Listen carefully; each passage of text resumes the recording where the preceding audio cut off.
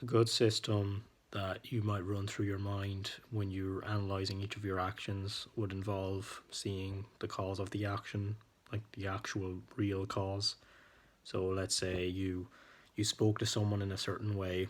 You said you said you should really just go and have a good think about it for yourself and think about what you did. And you said it slightly aggressively. Now, afterwards, someone comes up to you and says, "Hey, why did you speak to Joe in the corridor like that?" And then you say, "It's because he made a massive mistake and repeatedly defied my orders. So that's why I did it." So the person there has just justified themselves as to why they acted in that slightly aggressive manner. Now, this is a way that people sort of rationalize their actions. Uh, they do the action first and then they justify it with logic afterwards. And every action is done through emotion of some sort. Even when I am making these videos completely stone faced, I don't really I don't really have an emotional attachment to my suffering so much. For example, I've been suffering more my entire life than I have in this last week than ever before. I have like a wisdom tooth growing out, and it's been causing me uh, slight levels of chronic pain for the last 2 or 3 years. It's just came and went over the last couple of months, especially, and it's causing me pain at the moment. But I don't seem to look like I have too much of an emotional investment in it yet. The reason I mentioned it is because of something emotional, and every single action we ever make in our lives are done through emotion of some sort. Now, we always do these through emotion, and we justify them with logic afterwards. And that's what that guy who spoke aggressively to Joe did. He acted through emotion. Now, sometimes we can do the right action and we can come to a logical conclusion to come there, but what prompted that logical conclusion was an emotion of getting the right thing done. And everything, every advance in carrying out a virtue, every advance in getting the right thing done, seeing the thing that we want carried out to be carried out, it's done through an emotion of some kind. And that's basically the video. It's just explaining to you that, or it's just the knowledge that, you're always going to act out of emotion, but you need to see why you acted out of emotion in that way. And you need to sort of address the cause of it rather than just trying to address the effect, because it's like when you have flu symptoms and well, taking a piece of tape and covering it over your mouth is going to cover the noise of you coughing, but it's not going to stop the cough itself, and it's definitely not going to make you healthier by covering up your cough. It's what you need to do is take a medicine of some sort which actually addresses the cause of it. And I know this might seem extremely obvious, but you need to apply this to every situation in life. You need to be aware of the trends of causality in effect in every place ever. You just Because causality itself is such a broad and unknown topic, yet it's possibly the most important topic to learn about in life in general, because everything is because of something. Everything happens for a reason.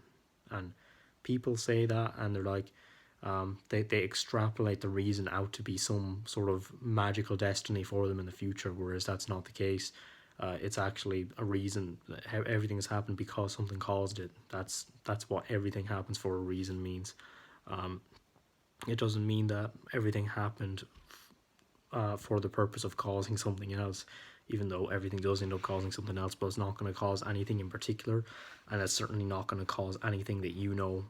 And this is why I actually don't believe time travel is possible anymore, even though I used to really want it to be possible. It's because causality is in full force and motion and effect, and it cannot be reversed. Simple as that.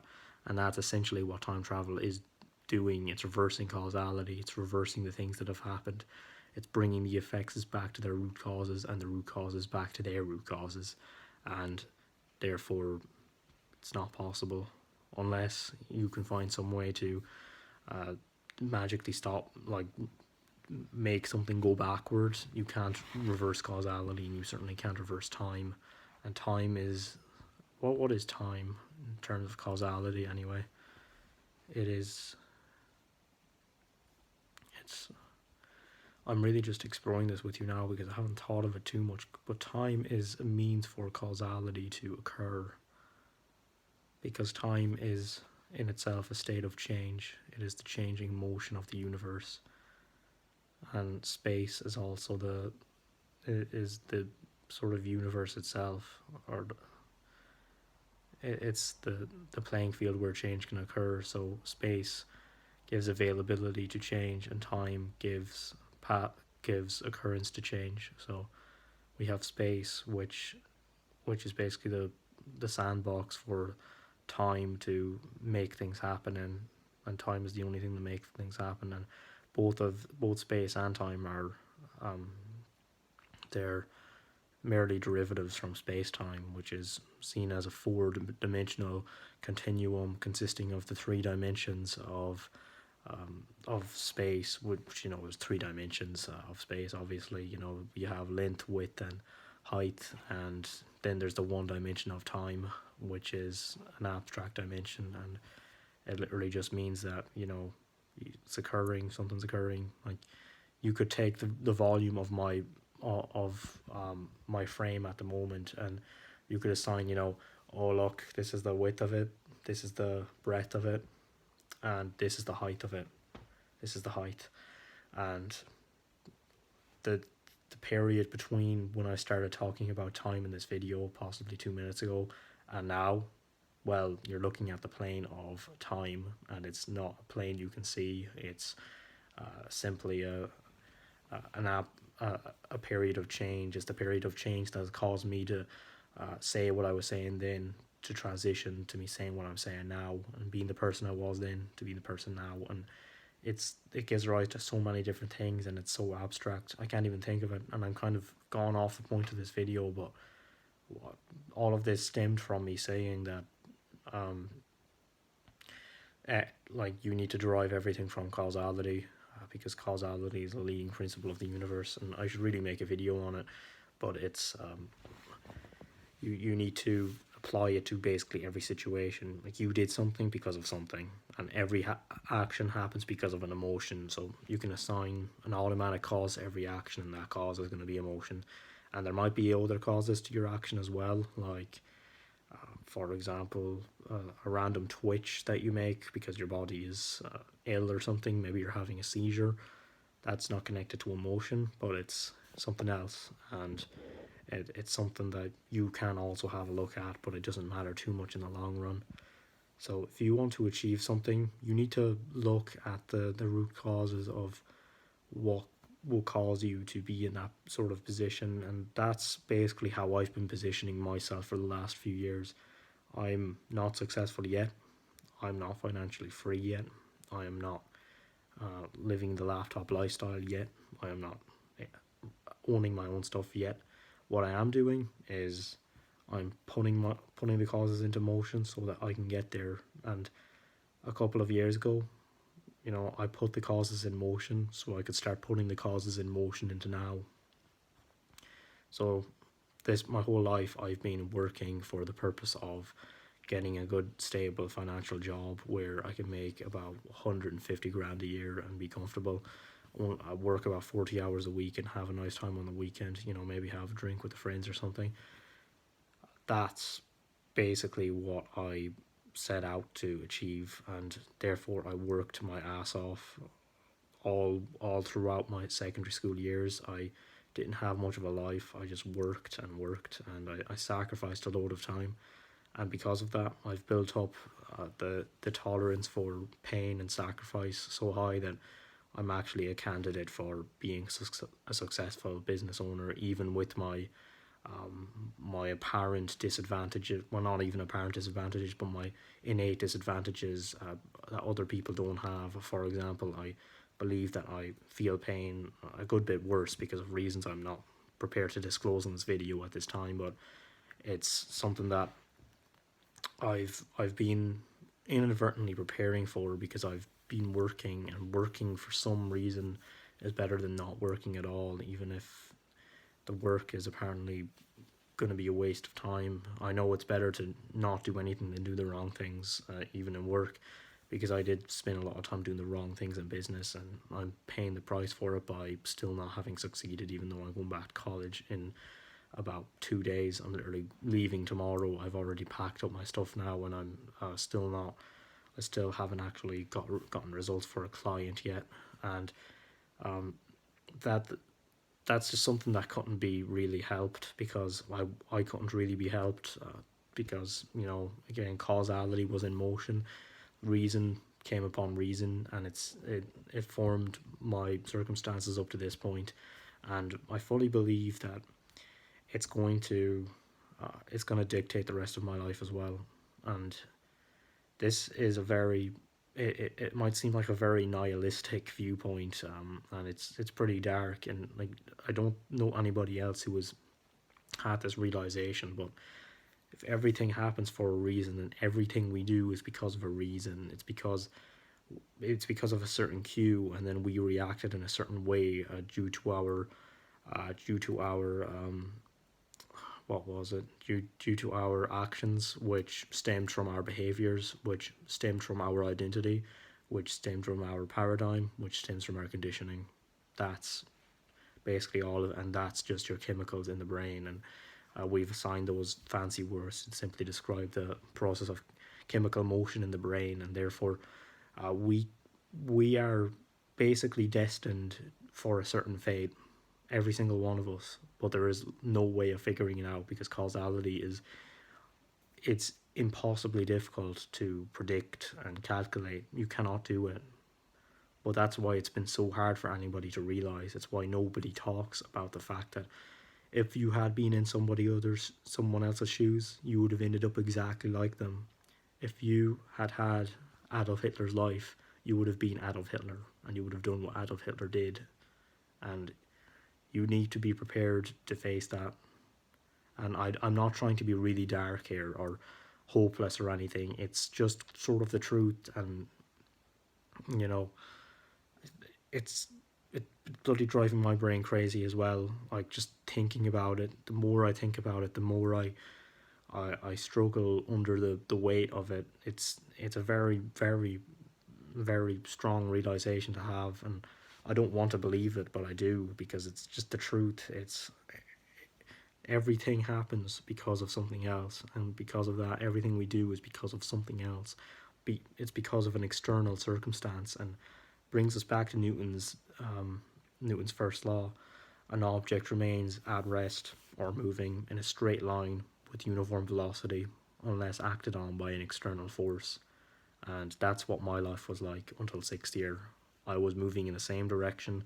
I was moving on a steady path to achieving my slow lane goal of having an okay job, having an okay life, and watching daytime television at night time on a Friday night, because I was too tired to do anything productive after work that day, and I was comfortable sitting on my 150k salary with my my mortgage, which I'm going to be able to fully pay for by the time I'm 62, which is pretty great. The neighbor next door, he's going to be 74 before he can pay his, and that's basically the path I was on until I saw Hamza's video, which brought me onto his other videos, which his extraordinary life impacted my ordinary life, and therefore I was set to change forever from that.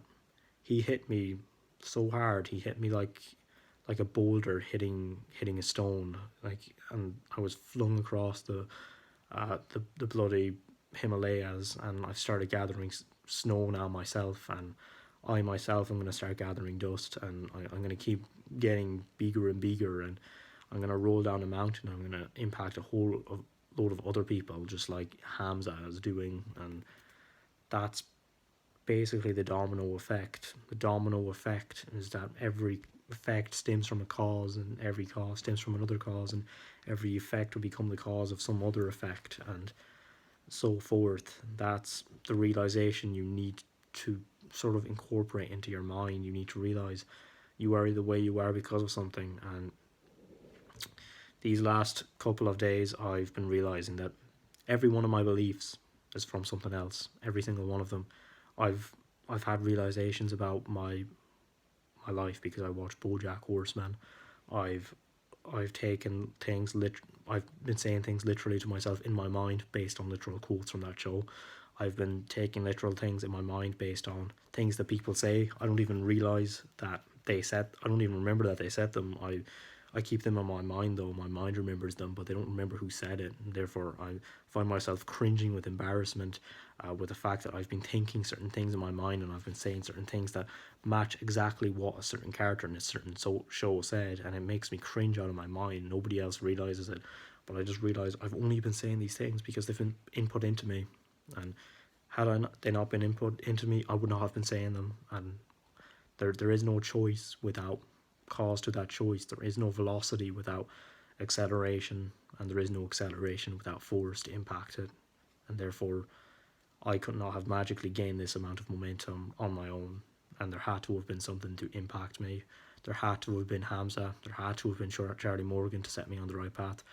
There had to have been Chris from First Man actually putting me into the mindset of becoming a successful business person.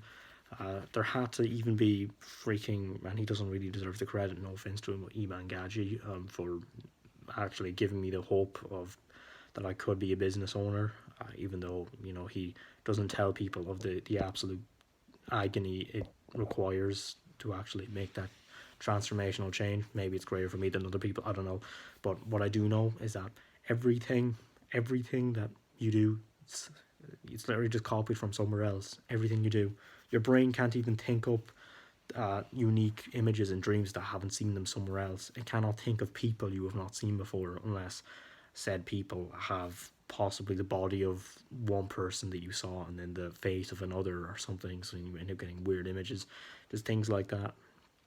That's why kids only have nightmares, because they've seen a horror show and they've also possibly had some kind of trauma or something which amplified that and put it into an actual nightmare or something. You know, that's really it.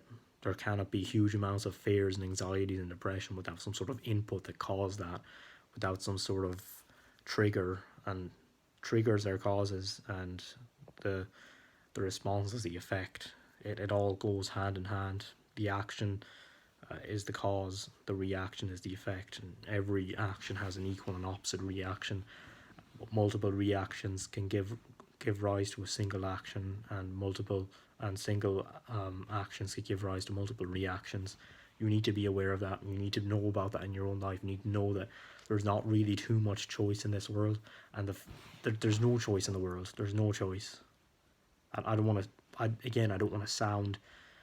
I'm not preaching this message. I'm not preaching you. I promise. I'm not preaching you. I don't want this to be the case, but it's true. You don't really have a choice. You don't.